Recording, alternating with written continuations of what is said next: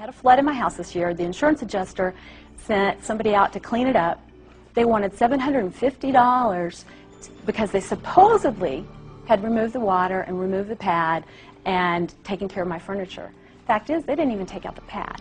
And they wanted $750, and two other carpet companies told me that that was at least $300 too much for the job. I called my attorneys, and they dropped everything. They said, it's just too expensive for us to pursue it. I would have been out $750, and I still would have been ripped off. They didn't do the work that they said they were doing. I'm a single mom. I mean, sometimes we get overcharged for stuff. I know that. My rights are protected. People can't take me for granted. I mean, they just can't take advantage of me. I actually had a telephone company, a large telephone company, when I signed up for a long-distance service. Told me I was going to get one rate plan, and I actually got another rate plan when I got the bill in the mail, and that rate plan was $195.06 more than what I thought I was going to pay. And of course, I communicated with this very large company, and they proceeded pretty much to tell me, hey, hug a root, pay the bill, or we're going to shut your service off. And to say the least, I really wasn't that happy. Called my attorneys the next day. They wrote a two-page letter. I had to fax a couple documents to them. They wrote a two-page letter on my behalf. And 30 days to the day that they wrote that letter, I got a refund check for $195.06. But the best part about it was the letter that I got the next day apologizing for their mistake and asking if there was anything else they can do for me. Well, our dryer caught on fire, and it was the timing device that the fire marshal had decided was the fault of the fire. And we tried to go through the company that had manufactured the dryer to get it, you know, our reimbursement back. You know, the machine was only 2 years old, so we had really faced a big loss and weren't able to do anything. The company didn't want to deal with me on a one-to-one level. One letter from the lawyer and we had our money in our hand. It was that easy. And I had tried everything that I could think of and was, you know, but when I couldn't do anything myself, that's who I called, and we got immediate results. I took a ring to a jeweler down in Southern California where I was living to get some minor work done, and the jeweler destroyed the ring. And, you know, I went in and had a discussion with him, and that turned into an argument, of course, and of course that still didn't go anywhere. And I walked out of a store and picked up the membership card and called the provider law firm and had a consultation with her, and she said, give me the guy's name and phone number. So she actually called the jeweler on my behalf, and the same day she did that, the jeweler actually gave me a check for over $2,000 to replace my ring. Recently I signed up for a service. I legitimately stopped.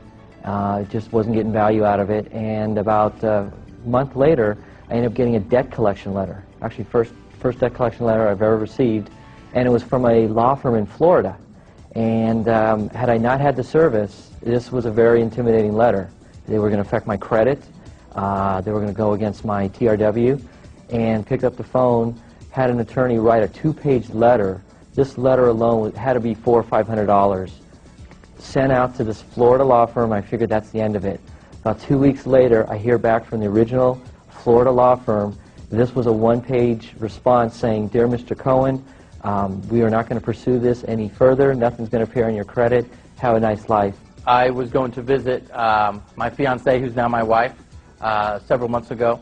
And when I ordered the ticket online, everything was fine, and I paid for the ticket. I bought it on one of those bidding services over the internet, and the next day I received 2 FedEx packages, which was sort of strange. And one of them was for a flight leaving at about 8 a.m., and the next flight was leaving at 8:15, and in essence they had double booked me.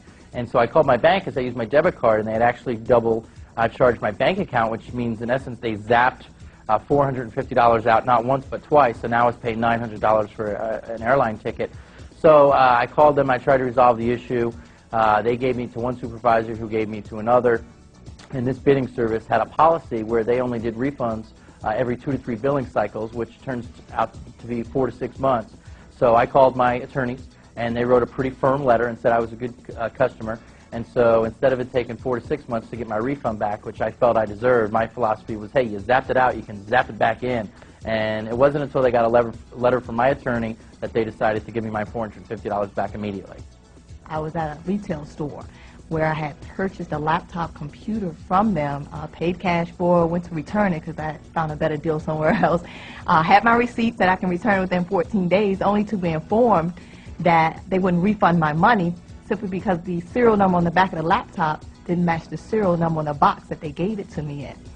So I was a little befuddled, so to speak, and said, okay, sounds like a packaging error on your part. Can I get my money, please? I said, ma'am, I'm sorry, we can't refund your money at this time.